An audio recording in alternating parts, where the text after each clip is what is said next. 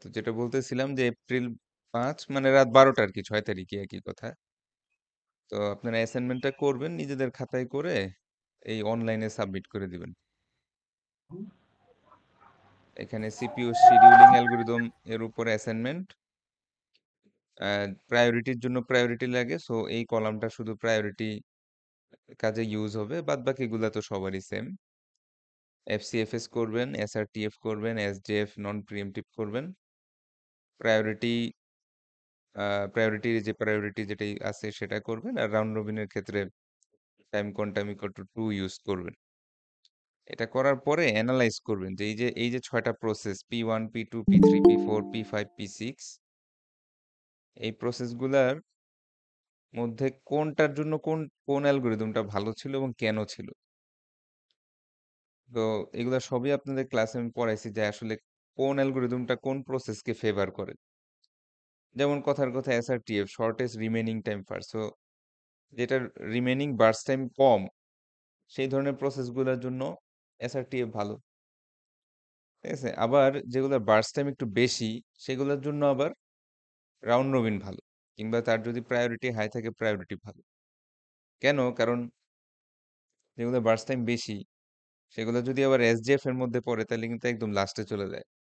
কিন্তু round robin হলে হয় কি, প্রত্যেকটা প্রসেসই একটু একটু একটু করে পায়, যার কারণে প্রত্যেকটা প্রসেসেরই রেসপন্স টাইমটা ভালো থাকে। এভারেজ ওয়েটিং টাইম একটু বাড়লেও রেসপন্স টাইম ভালো থাকে। ঠিক আছে, আবার এফসিএফএস এর প্রবলেম হচ্ছে, দেখা যাচ্ছে যেই প্রসেসগুলো একটু পরে আসছে, যেমন এই P5 প্রসেসটা একটু পরে আসছে, এই প্রসেসের এভারেজ ওয়েটিং টাইম অনেক বেড়ে যায়। সো এই জিনিসগুলা, হ্যাঁ, ওয়েটিং টাইম কি, টার্ন অ্যারাউন্ড টাইম কি এবং রেসপন্স টাইম কি, এই তিনটা প্রত্যেকটা প্রসেসের জন্য বের করবেন এবং অ্যানালাইজ করবেন যে আসলে এই প্রসেসের জন্য এটাতে সুবিধা হয়েছে, এটাতে ওয়েটিং টাইম তার কম আসছে, অথবা এই প্রসেসের জন্য এখানে তার টার্ন অ্যারাউন্ড টাইম কম আসছে, হ্যাঁ, প্রসেসটা তাড়াতাড়ি কমপ্লিট করতে পারছে। এরকম একটা অ্যানালাইজেশন রিপোর্ট লিখে অনলাইনে সাবমিট করে দিবেন। এটা হচ্ছে আমাদের বেসিক্যালি ঈদের পরে যে ক্লাসটা আছে সেই ক্লাসের আগে অনলাইনে সাবমিট করে দেবেন। আচ্ছা। স্যার আর রেসপন্স টাইমটা কিভাবে বের করেন স্যার? রেসপন্স টাইমটা হচ্ছে স্যার, একটা প্রসেস ফার্স্ট যখন সিপিইউর অ্যাক্সেসটা পায়, তার মানে প্রিএমশনের মধ্যে মনে করেন P1 প্রসেসটা একবার পাইলো, আবার প্রিএমপ্ট হয়ে গেল, একটু পরে আবার পাইলো, একটু পরে আবার, তাহলে এটা রেসপন্স টাইম কখন? সে প্রথম যেই সময়টা পাইছিল, হ্যাঁ, ধরেন কথার কথা 5 মিলি সেকেন্ডে P1 প্রসেসটা প্রথম পাইছিল, তাহলে ওর এই অ্যালগরিদমের জন্য তার রেসপন্স টাইমটা হচ্ছে 5, এরকমটা। ঠিক আছে, এগুলো আপনাদের সবই পড়াইছিলাম। Response time, average turnaround time আর ওয়েটিং টাইমটা তো একটু বেশি পড়ছি। বাট কখনো কখনো ইন্টারেক্টিভ প্রসেসের জন্য, যেমন এই যে আমরা অ্যাপ্লিকেশন গুলা চালাই, এগুলোর জন্য বেটার রেসপন্স টাইমটাও দরকার, কারণ অনেকগুলো প্রসেস একসাথে রান হচ্ছে, একটা প্রসেস একদমই রান হচ্ছে না, সেটা হলে কিন্তু ওই পার্টিকুলার প্রসেসের কাজটুকু হ্যাং হয়ে থাকবে, ওই কাজটুকু আগাবে না। বরং প্রত্যেকটা প্রসেস যদি অল্প অল্প অল্প করে আগায়, তাহলে আমার ইন্টারেক্টিভ প্রসেস, যেমন গেমিং বলতে পারেন, হ্যাঁ, গেমিং এর মধ্যে অনেকগুলো ডিফারেন্ট প্রসেস একসাথে রান হয়, কিন্তু কোনো প্রসেসই বসে থাকলে কিন্তু গেমটার এক্সপিরিয়েন্সটা ভালো লাগবে না। কন্টিনিউয়াস ইনপুট আউটপুটের মাধ্যমে আপনার প্রসেসটা রানিং থাকতে হবে। হ্যাঁ, সেই ক্ষেত্রে দেখা যাচ্ছে একটা প্রসেস কমপ্লিট হইতে টার্ন অ্যারাউন্ড টাইম বেশি হইলেও প্রসেসটা যে অল্প একটু একটু পর পর আসতেছে, এটা বরং বেটার। আবার সব প্রসেসের জন্য সেম না। যেমন সিপিইউ ইনটেনসিভ কাজের জন্য এই প্রিএমশন কিন্তু ঝামেলার, কারণ সিপিইউ ইনটেনসিভ কাজের মধ্যে প্রিএমশন হলে ওভারহেড টাইম বেড়ে যায়, তখন দেখা যায় ওভারঅল টার্ন অ্যারাউন্ড টাইম অনেক বেশি হয়। একটা নর্মাল প্রসেস যদি এফসিএফএস এ আসতো নন প্রিএমটিভ, তাইলে সে আরো বেটার কমপ্লিট করতে পারতো। তো এই অ্যানালাইজেশন গুলো আপনার একটু একটা রিপোর্টের মধ্যে লিখবেন। এই অ্যাসাইনমেন্টটা আমাদের আছে, তো অ্যাসাইনমেন্টের সাথে আমাদের তো একটা কুইজও দিতে হবে। এখন কুইজের চয়েস হচ্ছে দুইটা, একটা হলো আপনারা যেহেতু আমাদের এই 26শে মার্চ থেকে ছুটি, তো এই সময়ের মধ্যে অল্প একটা সময়ের জন্য আইসা অনলাইনে একটা কুইজ দিতে পারেন, আর নাইলে ঈদের পরে একবারে 6 তারিখ ক্লাসে আমরা কুইজ দিতে পারি। সো যেই ডিসিশনই নেন না কেন আমাকে একটু জানাই দিন যে স্যার এত তারিখ আমরা অল্প একটু সময়ের জন্য আসতে পারবো, কুইজ দিব, অথবা 6 তারিখ আমরা ক্লাসের মধ্যে কুইজ নিয়ে দিব। কুইজ হবে যতটুকু পড়াইছি তার উপরে। তার মানে হচ্ছে আমরা মিডের পরে পড়ছি হচ্ছে রাউন্ড রবিন, প্রায়োরিটি আর এই সিঙ্ক্রোনাইজেশন চ্যাপ্টার থেকে পড়লাম হচ্ছে পিটারসনের সলিউশন। গত ক্লাসে পড়াইছি হচ্ছে হার্ডওয়্যার বেস সলিউশন সিঙ্ক্রোনাইজেশনের। তারপর প্রোডিউসার কনজিউমার প্রবলেমটা পড়ছি। হ্যাঁ, স্যার সিঙ্ক্রোনাইজেশন। অনলাইনে নিলে কেমন করে নেবেন? প্রশ্ন দিব, একটা টাইম ধরে দিব 20 মিনিট বা 25 মিনিট, ওর মধ্যে জমা দিয়ে দিবেন। ক্লাসে যেরকম নেই ওরকমই আর কি। আর হলো এই ফিজিক্যালি স্যার ফিজিক্যালি নিলে ঈদের পরে। আপাতত আর ছুটিটা নষ্ট করব না, ফিজিক্যালি নিলে ঈদের পরে। আর এরপরে আমরা ক্লাস পাবো হচ্ছে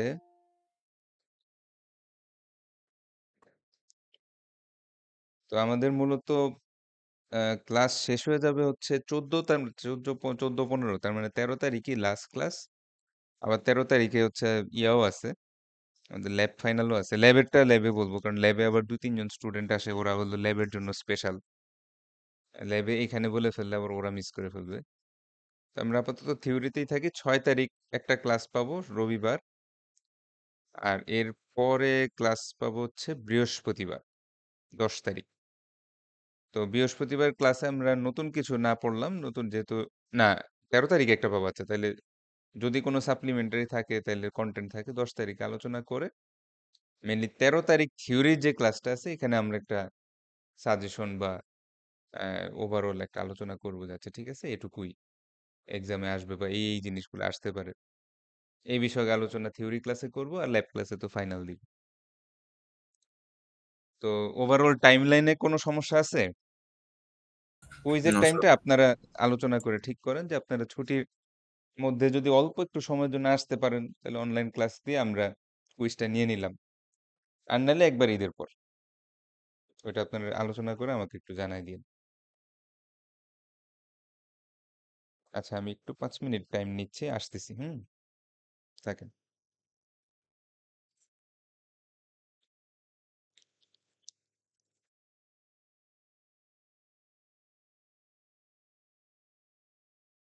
কি রে, তোরা কি কুইজ অনলাইন দিবি না অফলাইন দিবি? 6 তারিখে দাদা অফলাইনে দিব, অফলাইনে। আর টপিক অনলাইন জিগানো অফলাইন আর একটা সব দে। আর টপিক ওটা তো যা যা অনলাইনেও পড়াইছে একটা আফটারনুন। অনলাইনেও একটা ল, অফলাইনেও একটা ল, দুইটা দে। বেস্ট কাউন্ট করুক, দুইটাই দিই আমরা। তো হ্যাঁ, 13 দুইটা লেগে দিব ভাই। ভাই এমনি মার্ক কম হয়েছে ভাই, বুঝছো? অনলাইনে যদি দেখে দেখে যদি বেশি হলে তাইলে, আর যদি না মনে কর জাতি আছে, বুঝছ নাই? এটা সারা বিষয় না। দহনতাছে রে। টপিকটা কি? রেকর্ড করে স্যারকে আমরা স্যারকে বলি যে টপিক গুলো সামারি করে গুগল ক্লাসরুমে দিয়ে দিতে। হ টপিক তো ভাই ক্লিয়ার থাকতে হবে, বুঝছ নাই?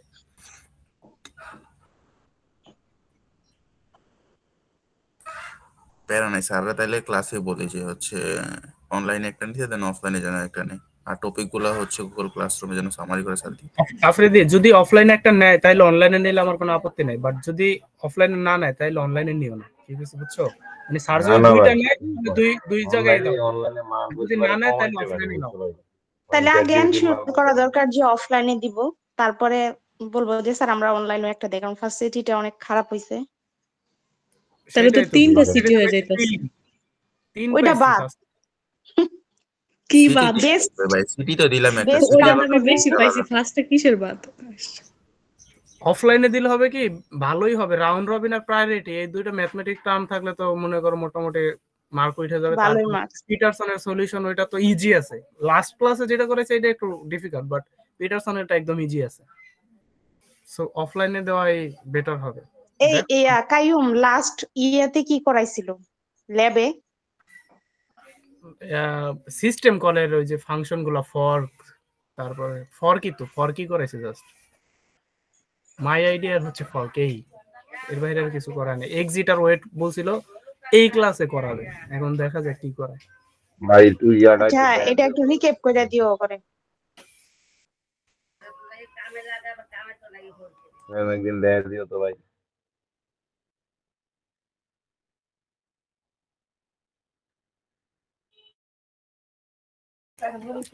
দেখি সময় পেলে একদিন দেখা দেবো না, এখন বাড়িতে আছি তো বুঝোই তো, পড়ালেখা সব চাঙ্গে। গত ক্লাসে মিয়া জয়েন হইয়া মোবাইলে জয়েন হয়ে তারপর আমি পোলাবেনের সাথে ক্রিকেট খেলছি জানো। তোমরা তো কি জানো একটা সলিউশন করাইছো, এটা করছো টরছো। আমি মোবাইলে জয়েন হয়ে তারপর ক্রিকেট খেলতেছি পোলাবেনের সাথে মোবাইল পাশে রেখে। যখন অ্যাটেন্ডেন্স নিব তখন এসে অ্যাটেন্ডেন্সটা দিবা।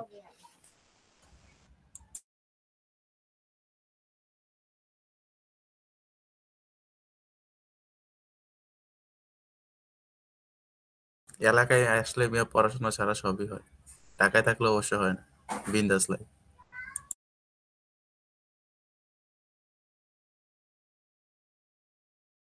আর এনে নেট দিতে হয় না, মনে করো আমগো বাসায় কারেন্টই নেই। ভাই বুঝছো? তোমাকে বাসাই ভালো না, এলাকা পাল্টাও। আমার এলাকায় ভাই 24 ঘন্টা নেটওয়ার্ক থাকে, ভাই কারেন্ট থাকে। আমারও সেম ভাই, বাসার ভিতরে নেটই পায় না একদম। কারেন্টই নাই। আজকে কি মানে আল্লাহর কি কুদরত, এখনো আছে, সকালেতে যায়নি, কালকে সারাদিন গেছে, সারাদিন কারেন্ট নেই, ইফতারির আগে দিছে আবার নিয়ে গেছে। প্রেজেন্ট নেওয়ার আগেই চলে যাবে কারেন্ট, ঠিক আছে।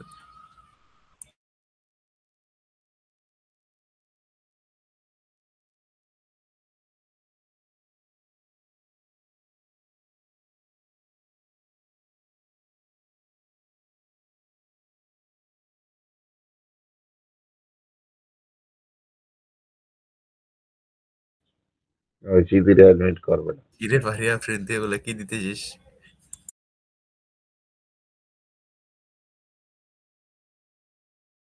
সেলিব্রেট করতেছে? তুই কি সেলিব্রেট করতেছিস? স্যারের কি বার্থডে?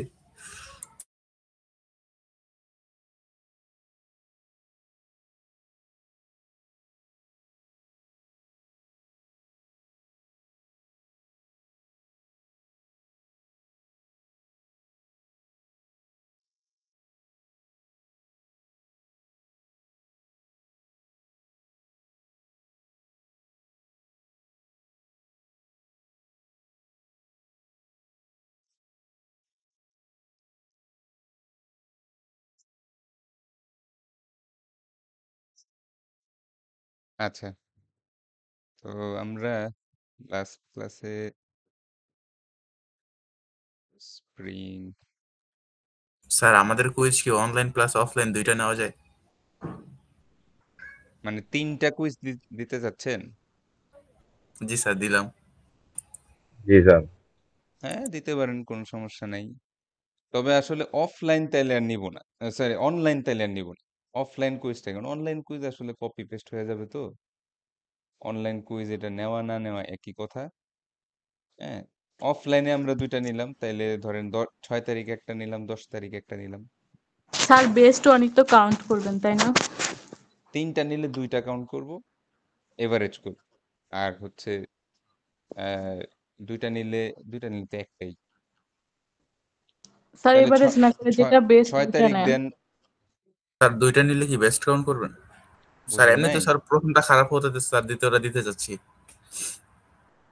না না, ধর 3টা কুইজ নিলাম, তাহলে 2টা বেস্ট হবে না? 2টা বেস্টের মধ্যে এভারেজ হবে না তখন? এটাই আর কি। 3টার মধ্যে 2টা বেস্ট হলে 2 এর মধ্যে তো এভারেজ করতে হবে, এই আর কি। তাহলে আমরা 6 তারিখ একটা দিই, 10 তারিখ একটা দিই, সমস্যা নেই। কারণ অনলাইন কুইজ দিয়ে লাভ নেই। অনলাইন কুইজে আসলে হচ্ছে আপনার বেসিক্যালি স্যার একজন একজন সলভ করবে, বাকিরা ওটা লিখে দিবে। স্যার হ্যাঁ হ্যাঁ স্যার, বলো। আমরা হচ্ছে মানে একটা দুইটা সিটি হলে বেস্ট অনেক কাউন্ট হবে যেহেতু, তাহলে আমরা একটাই দিব অফলাইনে, এটা হচ্ছে 6 তারিখে, তাহলে দিয়ে দিই স্যার। দেন দেন, সমস্যা নেই, 6 তারিখেই দেন, কোনো প্রবলেম নেই। আচ্ছা, স্যার ওই তো যে লাস্ট ক্লাসে ল্যাবের ভিতরে পড়াইছিলেন যে আইডি গুলো হচ্ছে জিরো আসে একটা, পজিটিভ আসে একটা, নেগেটিভ আসে একটা। স্যার এটার জন্য কেন জিরো আসে আর কেন পজিটিভ নেগেটিভ আসে একটু এইটা যদি। স্যার ওই যে ইআই মানে ফোর্ক যে সিস্টেম কলটা আছে, এই ফোর্ক সিস্টেম কলটার আপনি অ্যাপ্লাই করলেই দেখবেন ওই যে ওটা একটা ফাংশনের মতো না, ফোর্ক লেখে একটা ফাংশন কল দিচ্ছি না, জি স্যার, জি স্যার। ওই ফাংশন কলটা থেকে 3 ধরনের ভ্যালু রিটার্ন আসতে পারে। এখন ফোর্কের থেকে যদি আমরা তো দেখছিলাম যে ধরেন কথার কথা, যদি ওটা ল্যাবের হয়ে যাচ্ছে, ওটা রেকর্ডিং আবার ওখানে থাকবে না।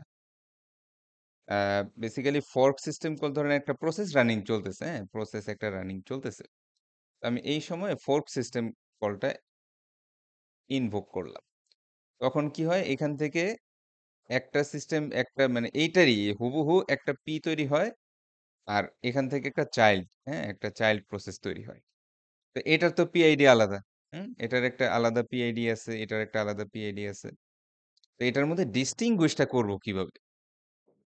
একটা প্রশ্ন থাকে না যে এই যে ফোর্ক সিস্টেম করার পর ২টা করে প্রসেস তৈরি হচ্ছে। আমি আলাদা করব কিভাবে? এই আলাদা করার জন্যই এখান থেকে রিটার্ন আসে ৩ ধরনের ভ্যালু। যদি ধরেন এই চাইল্ড প্রসেসটার জন্য রিটার্ন আসবে হচ্ছে 0। প্যারেন্ট প্রসেসটার জন্য রিটার্ন আসবে something greater than something greater than 0। আর যদি কোনো কারণে এই ফোর্ক সিস্টেমগুলো ফেইল করে, মনে করেন যে আমি ইনভোক করলাম কিন্তু কোনোটাই হইল না, তখন সেই ক্ষেত্রে একটা নেগেটিভ ইন্টিজার ভ্যালু আসে। কথা বুঝতে পারছেন? একটা নেগেটিভ ইন্টিজার ভ্যালু আসে। এই জন্য আমরা এই কাজটা বলি যে প্যারেন্টের জন্য গ্রেটার দেন 0, চাইল্ডের জন্য ইকুয়াল টু 0। আর যদি কোনো ইরর হয়, কোনো ধরনের ঝামেলা হয়, কোনো কারণে ফোর্কটা হইল না, হয়তো মেমোরি নাই, হয়তো হয়তো সামথিং কিছু একটা প্রবলেম হয়েছে, তো সেটার জন্য একটা নেগেটিভ ভ্যালু লেস দেন 0 এরকম ভ্যালু আসে। বুঝতে পারছেন স্যার? জি স্যার, বুঝতে পারছি স্যার।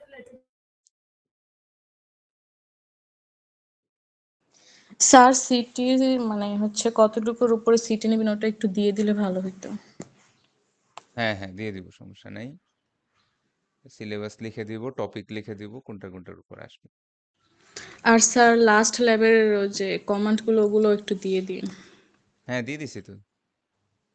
এই যে সিসি 322, এই যে এটা লাস্ট ল্যাব নিছি সিস্টেম কলের উপরে, এটা দেখেন নাই? জি স্যার, দেখছি স্যার। তারপরে ওখানে তো এক্সপ্লেনেশনও আছে। তারপরে এই যে ল্যাব 5 এর ফাইল পারমিশন,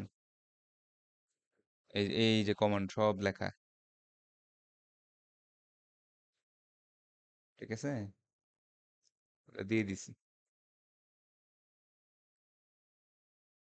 তো কোথায় ছিলাম? আচ্ছা, এই লাস্ট ক্লাসে যে আমি আপনাদেরকে উম, কোথায় জেনেছিলাম, সিঙ্ক্রোনাইজেশন টুলস,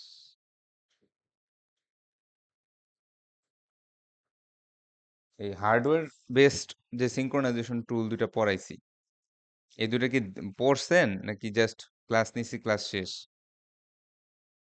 হুম, প্রশ্ন করলে বলতে পারবেন কেউ? এই যে এই কোডটা কিন্তু আমি লাইন বাই লাইন এক্সপ্লেন করে করে একদম ভ্যালু কোনটায় কখন কি বসে এগুলো সব বুঝাইছি, তো পড়ে নিবেন। আচ্ছা, তো আমরা তো সব ধরনের, যেমন পিটারসনের সলিউশনটা পড়ার পরে আমরা দেখছিলাম যে এই প্রসেসটা, সরি, এই যে সলিউশনটা আছে সেই সলিউশনটা আমাদের ক্রিটিক্যাল সেকশন প্রবলেমের যে 3টা রিকোয়ারমেন্ট ছিল সলিউশনের, সেই রিকোয়ারমেন্ট গুলা ফুলফিল করে কিনা। তো স্বাভাবিকভাবে এটারও একটা প্রশ্ন আসতেছে যে এইটাও ক্রিটিক্যাল সেকশন প্রবলেমটা সলভ করে কিনা।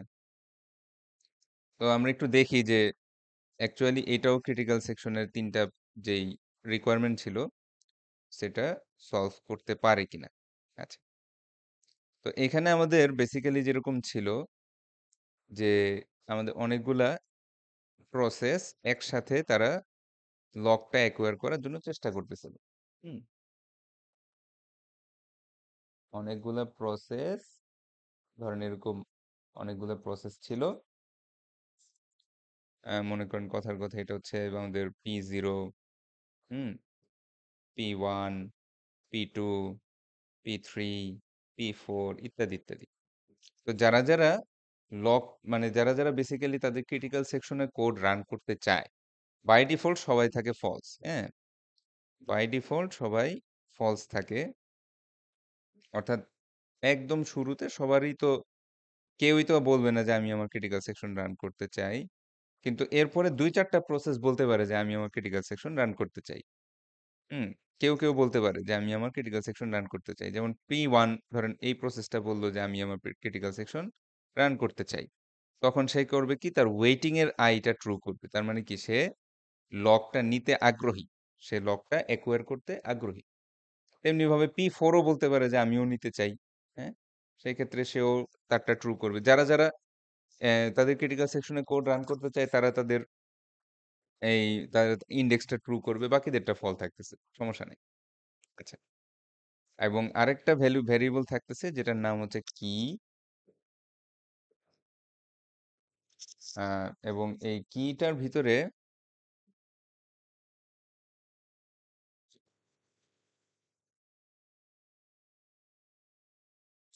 কিটার মধ্যে বাই ডিফল্ট একদম শুরুতেই আমরা ভ্যালু দিচ্ছি হচ্ছে 1। ঠিক আছে, এই যে দেখেন অ্যাসাইনমেন্টটা ছিল 1, তো ভালো কথা। এরপরে দেখা যাচ্ছে যে আমরা দেখতেছি যে আচ্ছা ওয়েটিং কি ট্রু এবং কি 1, ইয়েস, তাহলে এই কি এর ভ্যালুটা তখন চেঞ্জ হয়ে যাচ্ছে। আর লকের যে ভ্যালুটা ছিল, লকটাও লিখে রাখি, লক, এই লকটাই হচ্ছে মূলত আমাদের মেইন সিঙ্ক্রোনাইজেশন টুল। হ্যাঁ, এই লকটাকে আমরা মিউটেক্স লক বলি, একটু পরে আমরা দেখবো যে মিউটেক্স কি জিনিস, বাট এটাই হচ্ছে আমাদের মেইন সিঙ্ক্রোনাইজেশন টুল। তো লকের ভ্যালু যদি 0 থাকে তার মানে লক অ্যাভেলেবল, লকের ভ্যালু যদি 1 থাকে তার মানে নট অ্যাভেলেবল। তো বাই ডিফল্ট লকের ভ্যালু 0ই থাকে, মানে লকটা অ্যাভেলেবল থাকে। যে তো আমি আপনাদের যেরকম বলছিলাম যে একটা এখন আবার এটা সরাইলে আরেক বিপদ হবে। হুম, তো লকের ভ্যালুটা বাই ডিফল্ট তো ইয়েতেই থাকে, যেটা বলে যে 0 থাকে। 0 মানে অ্যাভেলেবল, 0 এটার মানে হচ্ছে অ্যাভেলেবল, আর 1 মানে হচ্ছে নট অ্যাভেলেবল বা অকুপাইড। অকু তো আমরা এখানে দেখতে পাচ্ছি যে প্রথম যে শর্তটা সেটা ছিল হচ্ছে মিউচুয়াল এক্সক্লুশন। তার মানে কোনো একটা প্রসেস তার ক্রিটিক্যাল সেকশন কোড রান করলে অন্য কোনো প্রসেস আর ক্রিটিক্যাল সেকশন রানের সুযোগ পাবে না। তো আমরা দেখি যেমন এই P1টা যদি তার ক্রিটিক্যাল সেকশন রানের সুযোগ পায়, তো তখন সেই ক্ষেত্রে কম্পেয়ার এন্ড সোয়াপ, সেটার মধ্যে যখন আপনি লকের কারেন্ট 0 ভ্যালুটা বসাবেন, এখান থেকে 0ই রিটার্ন আসবে, কিন্তু ভিতরে লকের ভ্যালুটা চেঞ্জ হয়ে 1 হয়ে যাবে। সো ভিতরে লকের ভ্যালুটা চেঞ্জ হয়ে মনে করুন 1 হয়ে গেল। তো সে এই while লুপের ভিতরে ঢুকলো, কি এর ভ্যালু 0 হয়ে গেল। নেক্সট টাইম যখন আরেকবার ইটারেট করবে তখন এই while লুপ ব্রেক হবে এবং তার ক্রিটিক্যাল সেকশনের কোড রান হবে। তাহলে P1 ক্রিটিক্যাল সেকশনের কোড রান করতেছে, ভালো কথা। তাহলে অন্য সব প্রসেসের জন্য চিন্তা করেন, অন্য সব প্রসেস যারা তাদের ওয়েটিংটা ট্রু করছে, যেমন P4ও ট্রু করছে, P4টা ধরা খাচ্ছে কোথায়? P4 এর জন্য ধরেন ওয়েটিং এর এটা হচ্ছে 0 1 2 3 4, তো তার ওয়েটিং এর যে 4 এটা ট্রু, ঠিক আছে, এইটুকু পার্ট ট্রু, কিন্তু কি ইকুয়াল টু 1 এই যে পার্টটুকু আছে, তো তারও ক্ষেত্রে কি ইকুয়াল টু 1 এটাও ট্রু, ভেরি গুড। তো ডিফারেন্সটা আসতেছে হচ্ছে যখন P1 এই কম্পেয়ার এন্ড সোয়াপের মধ্যে লকের প্রেজেন্ট ভ্যালুটা পাঠাইতো, তখন তার জন্য কি এর মধ্যে রিটার্ন আসতে হচ্ছে 0, কিন্তু P4 এর জন্য এটা কিন্তু রিটার্ন আসবে 1, কারণ লকের কারেন্ট ভ্যালু হচ্ছে 1। ঠিক আছে, P1 এর জন্য লকের কারেন্ট ভ্যালু ছিল 0 এবং সে ওই কম্পেয়ার এন্ড সোয়াপের ভিতরেই ভ্যালুটা চেঞ্জ করে কিন্তু 1 বানিয়ে দিছে। সো এর কারণে সাবসিকুয়েন্ট ধরেন P2 P3 P4 বা P0 প্রায় প্রত্যেকের জন্যই এই কি এর ভ্যালুটা বরাবর 1ই আসতে থাকবে এবং এই while লুপটা এই পার্টিকুলার while লুপটা ইনফাইনাইটলি চলতেই থাকবে। সো মিউচুয়াল এক্সক্লুশন এখানে আছে। তার মানে P1 বা কোনো একটা প্রসেস যদি একবার ঢুকে, অন্য কোনো প্রসেস আর তাদের ক্রিটিক্যাল সেকশন রানের সুযোগ পায় না, তাহলে মিউচুয়াল এক্সক্লুশন গেল।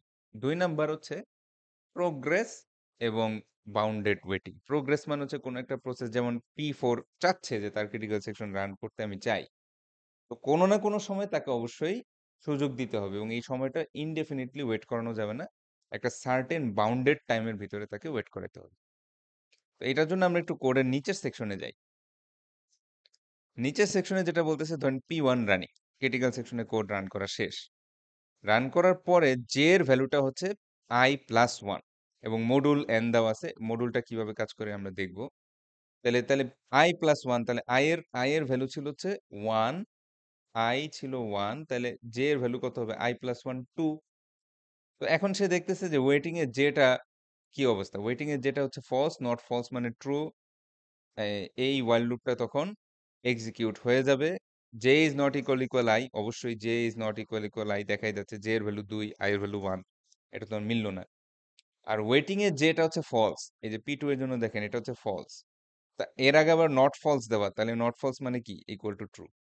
এটাও ট্রু, এটাও ট্রু, হ্যাঁ এই কন্ডিশনও, এটাও ট্রু, এটাও ট্রু, তাহলে দুইটা ট্রু ট্রু হলে ওয়াইল লুপের ভিতরে ঢুকবে। ওয়াইল লুপের মধ্যে আবার কি লেখা, জে এর ভ্যালু 1 বাড়াও, তখন জে এর নতুন ভ্যালু হয়ে গেল 3, আবার ভিতরে যাবে। 3 এর জন্য একই অবস্থা, 3 এর থেকে হবে 4।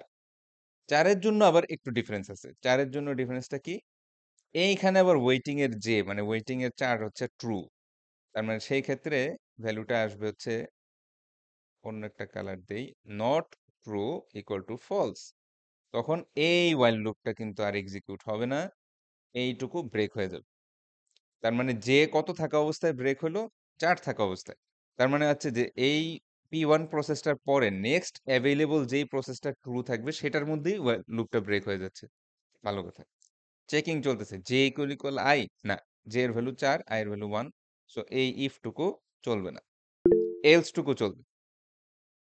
এলস টুকু চলবে কি, যে ওয়েটিং এর J equal equal false, waiting এর জে ইকুয়াল ইকুয়াল ফলস, সেটা হচ্ছে বেসিক্যালি এটা ট্রু ছিল, এটাকে কেটে আপনি ফলস বানাই দিলেন।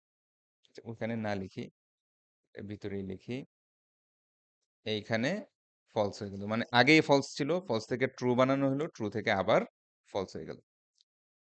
এইবার যেটা হবে, ওই প্রসেসটার কথা চিন্তা করেন, এই P4 প্রসেসটার কথা চিন্তা করেন।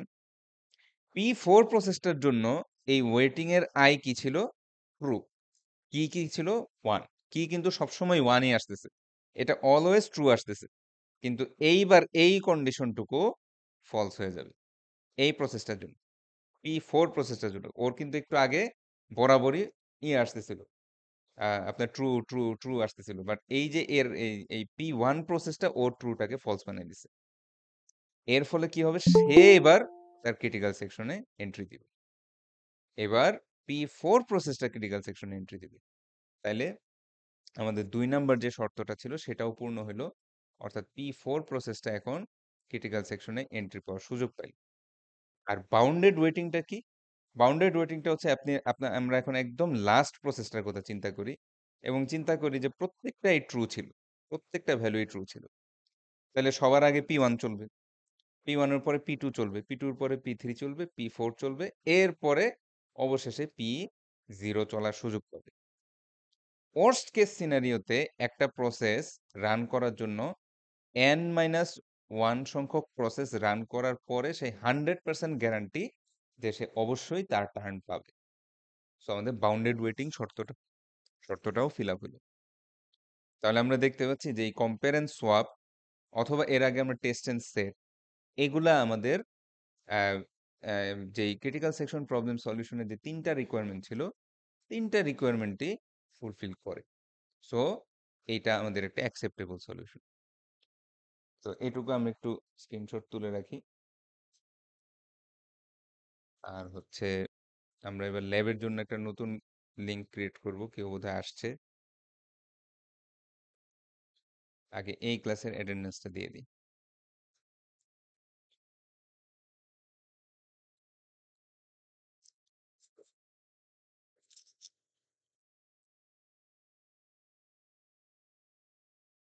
কয়টা বাজে? 10:20। আচ্ছা যাক, মরিয়ম আক্তার আখি,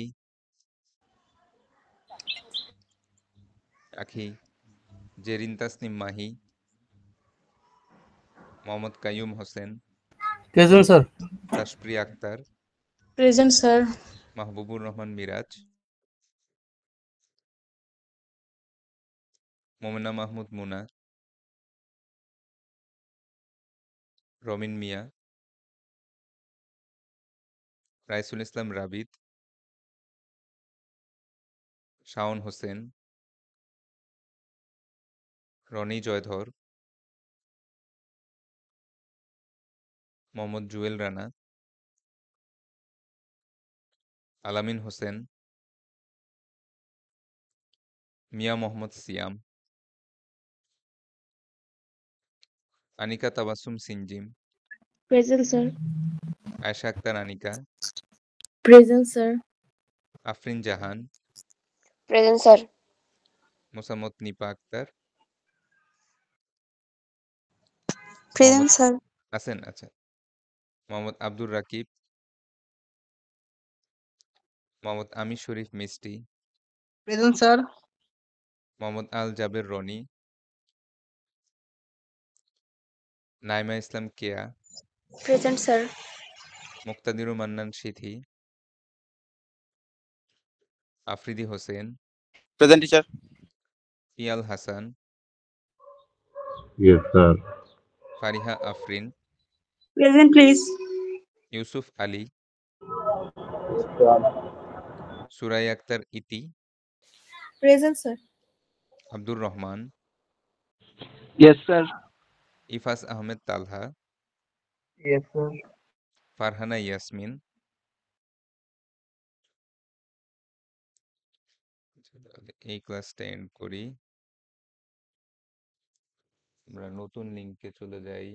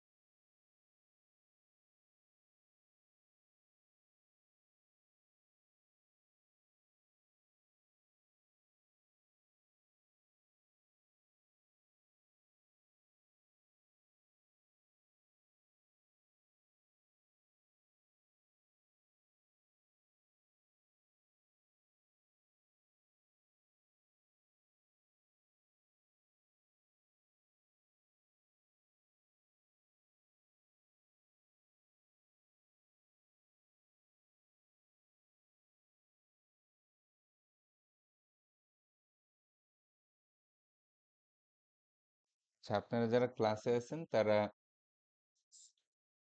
পিন্ড মেসেজ থেকে নতুন লিঙ্কে চলে যান, কারণ যেহেতু আমাদের 2-4 জন স্টুডেন্ট ল্যাবের আছে, এই জন্য আমরা ডিফারেন্ট লিঙ্কে চলে যাব। আর আমি এটা একটু রেকর্ডটা অফ করে দেই।